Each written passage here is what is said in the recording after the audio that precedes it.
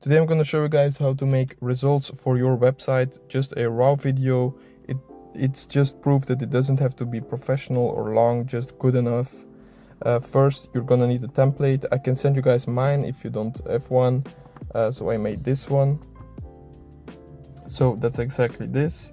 I use a Wix website, and yeah, so I have some new results. I'll quickly just delete this one, as you can see. The thing I'm using is Photopea. So I have some new results. So we're going to open and place this one. As you guys can see, I cooked on this one. Ctrl-Alt-T to change the size of the image we put in, like that. As you can see, I'm in the car as well. This is just raw footage. Bam! Looks good. Alright, so now we're just going to adjust the amount of leads, because this is a template. We had 103 leads. I'm not sure how many clients we got, and I'm also not sure how much money we made, because I have to check this.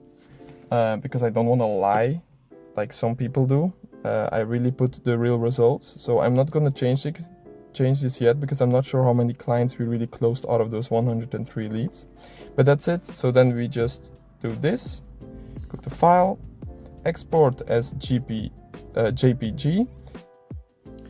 Now I'll show you how to add this to your Wix website. So we have this, which is called a collection. In this case, it's a mini case study. So we're going to manage projects, which is underneath this collection. And we're going to add a new project, in this case, a tattoo artist, because all the things you can see, the leads and stuff, this was all from the same tattoo artist. And people want to know what service it was. Tattoo art, no, artist. Like that. We're going next. Bang. Description. This is eventually what we had, so people can quickly read this. Then we go next. Project type, doesn't matter. Next. And upload media. This is the one we made 103 leads in Photopea. Bam, that's done. Done. And that's it, guys.